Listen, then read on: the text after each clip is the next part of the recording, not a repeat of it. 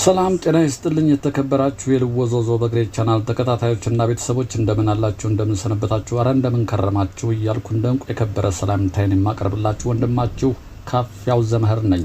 እነሆ ልወዞዞ በግሬ በወኬንድ ቶክ ዝግጅቱ እዚህ ተገኝተናል። ከእናንተ የምንሻው በትዕግስት እንድትከታተሉን ብቻ ነው። ነገር ግን አንድ ነገር እናስታውሳችኋለን። ቪዲዮውን ከተመቻችሁ ላይክ በተማን በመጫን አትርሱን። ለቻናሉ ግን አዲስ የሆናችሁ ደግሞ ሰብስክራይብ ማድረግ እንዳይረሳ እያልን በቀጥታ ወደ ቪዲዮ እናመራለን። ብቻ እናንተ ተከተሉ።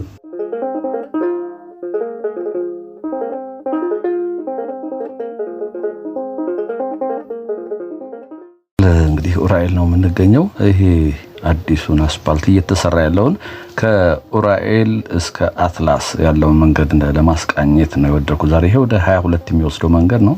ከስር መታየት የባቡር መንገድ አለ እዚሁ አብሮ። ይሄ ኡራኤል ቤተክርስቲያን ህንጻ ነው። ይሄ እንደምታዩት ቤተክርስቲያኗ ያው ፊት ለፊት ይታየናል። ባለፈው ከኤድና ሞል እስከ አትላስ ድረስ ያለውን መንገድ ስራ ምን ይመስላል የሚለውን አሳይቻችሁ ነበር። ዛሬ ደግሞ ከኡራኤል እስከ አትላስ ያለውን ግራ ቀኙን እያየን እንጓዛለን። አብራችሁን ተከተሉ።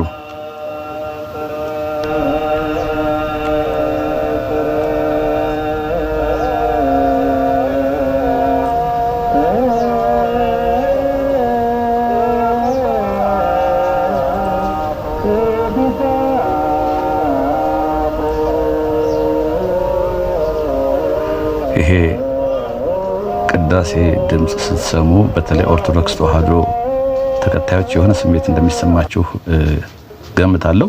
ይሄ እንግዲህ ኡራኤል አደባባዩ ነው። ይሄ ከስር እንዳልኳችሁ ቅድም የባቡርም የመኪና መሄጃ አለ።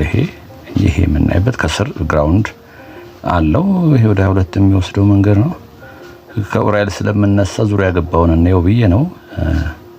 ፊት ለፊት ወደ ካዛንቺስ የሚወስደው መንገድ ነው። ቀጥ ብሎ የሚታያችሁ ካዛንቺስ በፊት እንደዚህ አልነበረም። ቤቶች ስለነበሩ በርካታ ቤቶች ቀጥ ብሎ ላይ ይታያችሁም ነበር።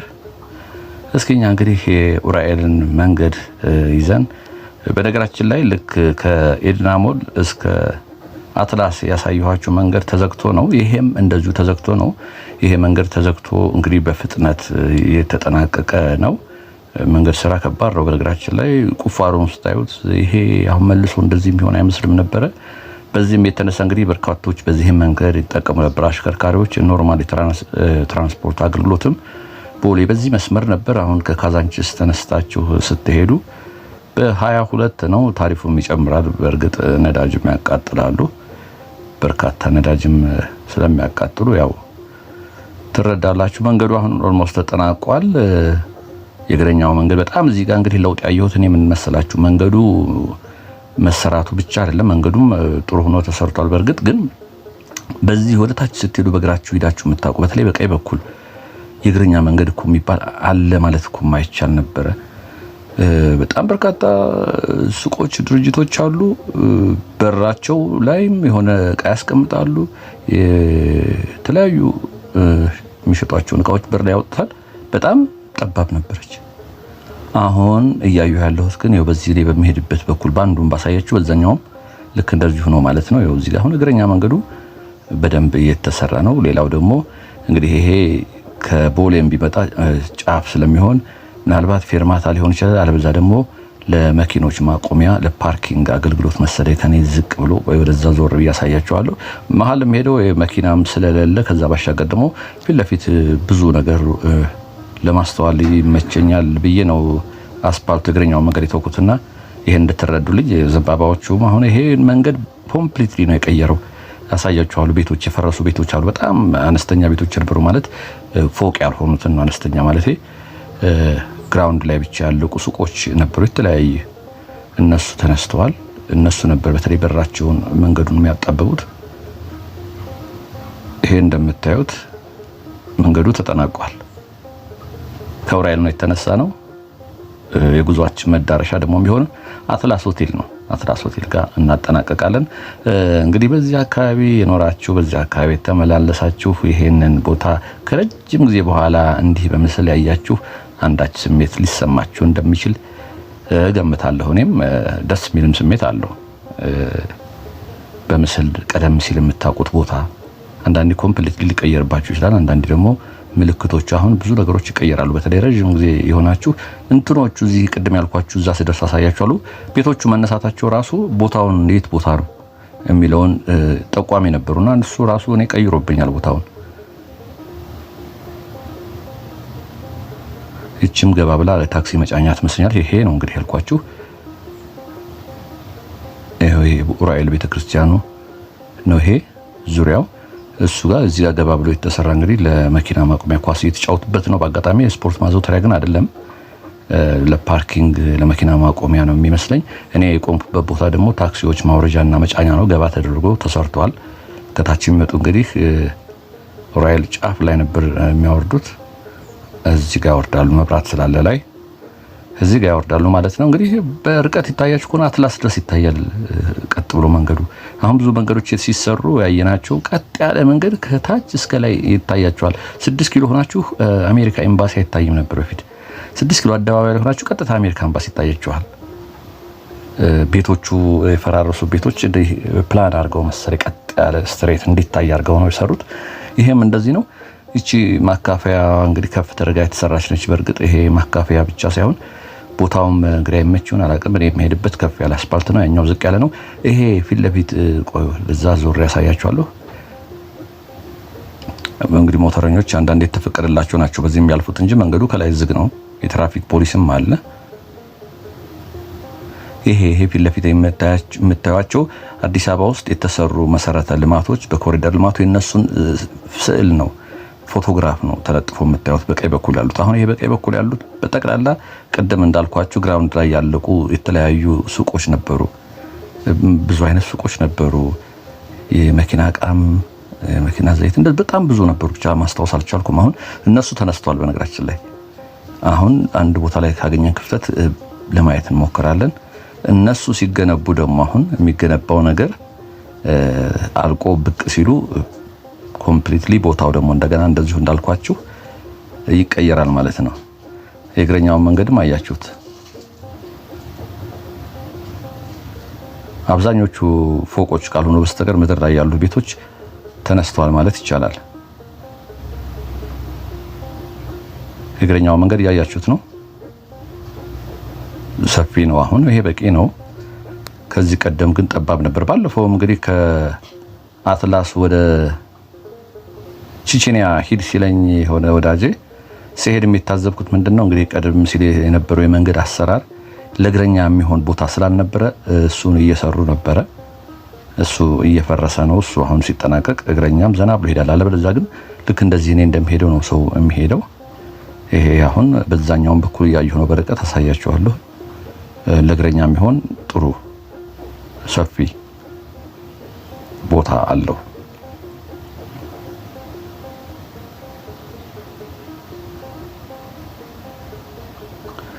እዚህ ጋርም እንደዚሁ ይወት ክፍት ቦታ አለ። በዚህ ህንጻ ጀርባም በዛ በኩል ይታየኛል። እንግዲህ ለመኪና ማቆሚያ ሊሆን ይችላል፣ እንደ መዝናኛም ግሪነሪ ሊሆን አይችልም። ግን እሱ አይመስልም አሰራሩ።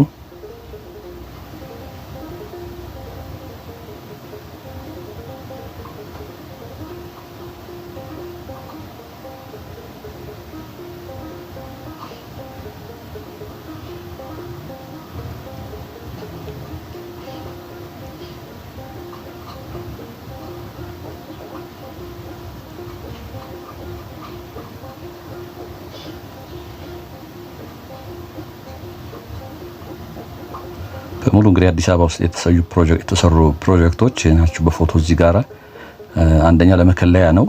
እግረ መንገዱን ደግሞ እዚህ ጋር ታያላችሁ። ቦታው የት ቦታ እንዳለ ባታውቁ እንኳን እንዲህ በሙሉ አዲስ አበባ ውስጥ የተሰሩ በዚህ በኮሪደር ልማት መዝናኛዎች ናቸው። የፒያሳውን ጨምሮ ነው።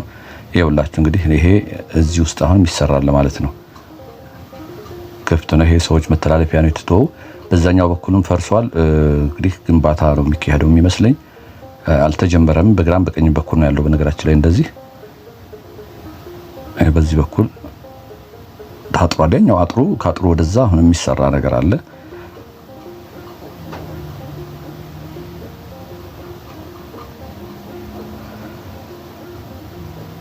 በዛኛው በኩልም ቅድም ያስዋየኋችሁ እነሱም ጋር ክፍት ቦታ አለ። እሱ ላይም እንግዲህ የሆነ ነገር ይገነባል ብዬ አስባለሁ። እነሱ ሲገነቡ በተለይ ወደ ላይ ወጥቶ የሚታይ ነገር ከሆነ ይሄን መንገድ ሙሉ በሙሉ ይቀይረዋል። ሌላ መንገድ ነው የሚመስለው። አሁን ራሱ እንደምታዩት ነው እንግዲህ ይሄ ሰፊ ነው የእግረኛው መንገድ እንደምታዩት፣ በዛኛው በኩልም እንደዚሁ ሰፊ ነው። ይሄ በሙሉ እንግዲህ ፈርሷል። ገና ግንባታ አልተጀመረም። የሚገነባውም እንደሆነም አሁን አይታወቅም ለጊዜው። ሲጠናቀቅ ግን በጣም የሚያምር ይሆናል። እዚህ በቃ ይሄ የምታዩቸው ፎቶግራፎች ብታዩ አዲስ አበባ ውስጥ የተሰሩት ይሄው አድዋ 00 ይታያችኋል። የእግረኛ መንገድ ሲሆን እንግዲህ ህንጻ እንዳልኳችሁ ሁሌ እንደማሳያችሁ ፈርስት ፍሎሩን ይለቃሉ ለእግረኛ። ግን እግረኛው ግን በዛ ሄድን ብዙ ጊዜ ይሄኛው ግራውንዱ የነሱ አይደለም ማለት ነው፣ ለእግረኛ የሚተው ነው። ግን የለመደብን አያችሁት። ሌላው የምታዘቡ ደግሞ ይሄ ራምፕ አይታችኋል። ራምፑ በጣም እኔ ቁጥጥር እንደማይደረግበት ነው የምታዘበው። በጣም ከተማ ውስጥ አስገዳጅ ህግ ያለ ይመስለኛል። ህንፃዎች ሲሰሩ አካል ጉዳተኞችን ያገናዘበ በተለይ ለአካል ጉዳተኞች መወጣጫ የሚሆን ራምፕ እንዲሰሩ ያስገድዳል። ግን ራምፕ ሲሰሩ ይሄ ውሸት ይሄ መንገድ ተዘግቷል ልበል። ይሄ ወደ ወሎ ሰፈር የሚወስድ መንገድ ነው። ይሄ በዚህ ቀጥታ ብንሄድ ወሎ ሰፈር ይወስደናል። መንገዱ ተዘግቶ ይሁን ትራፊክ ፖሊስም አለ እና ይሄ ራምፕ ያልኳችሁ አንዳንዱ ተንደርድረው እንዲወድቁ ሆን ተብሎ የተሰራ ነው የሚመስለው። ቁጥጥር የሚያደርግ አካል ያለ አይመስልም። እኔ በጣም በትክክል የተሰራ ራምፖች ጥቂት ናቸው ያየሁት። ይሄ ድረስ በቃ አላሟላም እንዳይባል ነው የሚሰሩት። ከተማችን ውስጥም ከዚህ በፊትም ምናልባት አንስቼላችሁ ብዙ ቦታ አነሳዋለሁ። ራምፕ እንዲያደርጉ በተለይ መድኃኒት ቤቶች ታዘው አንድ መድኃኒት ቤት በጣም የሚያስቅ ራምፕ አይቼ ይሄ ራምፕ ነው ወይ ስለው አዎ ምን እናድርግ እንግዲህ አለኝ። አንደኛ የቆም እንትኑ ይሄ በዊልቸር የሚሄድ ሰው አሁን ወደ ላይ መውጣት አይችልም። ከላይም ወደ ታች ለመውረድ ተንደርድሮ ባፍጢሙ ነው የሚደፋው። ከዛ ግን ያው እንግዲህ ፍቃድ ሲታደስ መተዋይቶ ምናልባት እንግዲህ ትክክል ነው ያለው አካል ይገርመኛል። ምን ይገርመኝና መልሶ ይገርመኛል እንጂ ይሄው በዛ በኩል የምታዩቸው እነኚህ ምስሎቹ ያሉበት እንግዲህ ግንባታ የሚደረግባቸው ናቸው። በጣም በርካታ ቤቶች ተነስተዋል ማለት ነው። እዚህ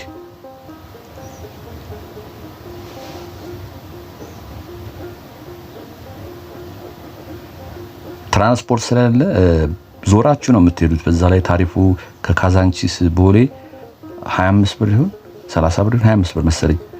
ስለዚህ ከወራ ላይ አካባቢ የሚሄድ ሰው የ10 ብር መንገድ ይጠቀም የነበረው ወይ 15 ብር መንገድ ይሆናል እንደምታዩት ፒክቸሩ ላይ። ስለዚህ አሁን እንደምታዩት በጣም በርካታ ሰዎች በዚህ የመኪና እንቅስቃሴም ስለሌለ መሀሉን ይዘው ወደ ስራ ሊሆን ይችላል። እንግዲህ አንድ ሀሳብም ተነስቶ ነበር የሆነ እሁድ ቀን ሰዎች ከመኪና ነፃ ሆነው መንገዶች በእግራቸው እንዲለማመዱ የሚል እና ስፖርት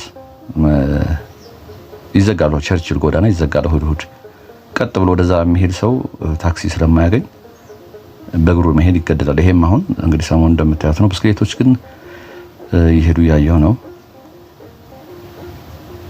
ባለ 4 እግሮችን ብቻ መሰለኝ እንግዲህ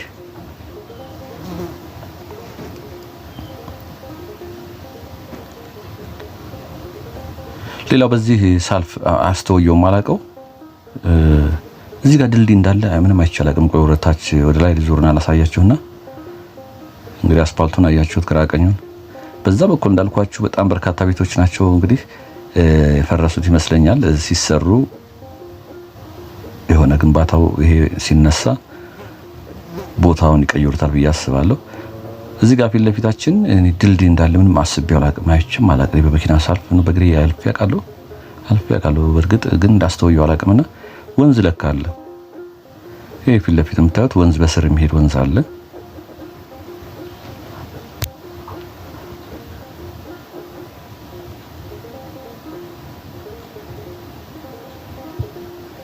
ወደ አባ ሳሙኤል የሚገባ ይመስለኛል። ይሄ ከፒኮክ የሚመጣው ነው። እሱም ይሄው እዚህ ጋር በግራ በኩል እንደምታዩት ግሪድ ለማድረግ እየተሞከረ ነው።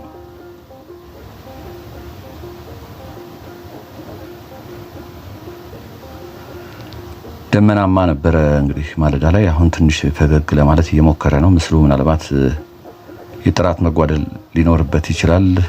ፀሐይ አሁን ነው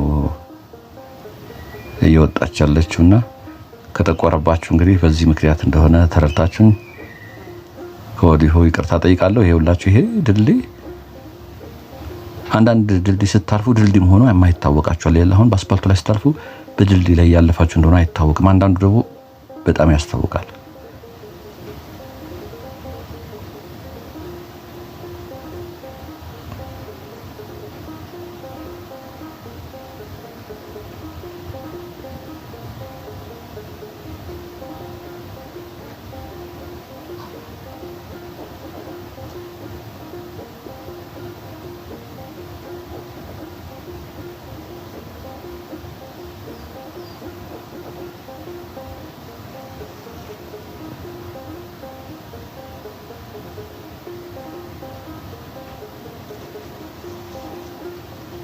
ዋው ያው በርቀት ትንሽ ነው። የወንዝ ዳሩ ይሄው በአረንጓዴ ያረጉት ነው።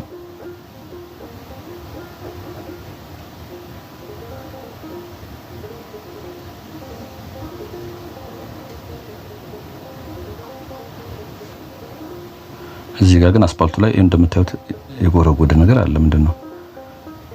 ተቦድሷል መሃል ላይ ይሄው እዚህ ጋር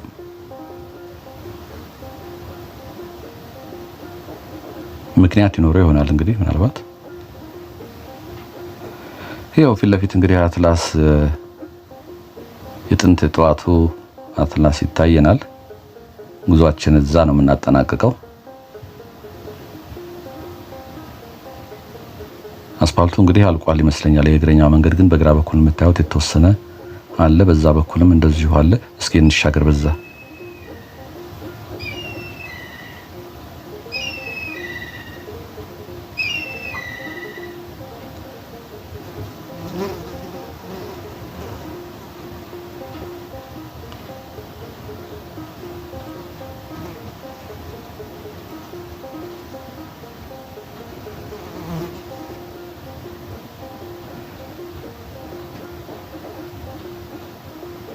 ይሄው ይታጠሩ ቅድም ያሳየኋችሁ በዚህ መልኩ የፈረሱ ቤቶች ገና አልተጀመረም ግንባታ። ትልቅ ቦታ ነው እንግዲህ በጣም በርካታ ቦታ ነው ይሄ ወንዝ ዳሩን ተከትሎ እንግዲህ ፊት ለፊት በርቀት ይታያችሁ ከሆነ ስፖርት ማዘውተሪያም አለ። ወንዙን ዳር ተከትሎ ሌላ ቦታም እንግዲህ እንደምናየው እንደዛ አይነት ነው። ይሄም ወንዙ ዳር ተከትሎ መዝናኛ ቦታዎች አሉ። ይሄ እዚህ ጋር ተራካ አለ፣ መሮጫም አለ። ሲጠናቀቅ ያምራል እንግዲህ ምን ያህል ጊዜ ይፈጃል አይታወቅም። ጊዜ ብቻ አይደለም ገንዘብም በጣም እንደሚፈጅ ይታወቃል። ስታዩት እንግዲህ አሁን ይሄ ተቆፈረ በግራ በኩል ያሉት ቅድም ያሳየኋችሁ ጭምር እነሱ እንግዲህ ተገንብተው እስኪያልቁ ድረስ የሰው ኃይል፣ ጉልበት፣ ገንዘብ ይጠይቃሉ። ያው እግረኛ መንገድ ይሄም እየተጠናቀቀ ነው። በዛ በኩልም እንደዚሁ እየተጠናቀቀ ነው።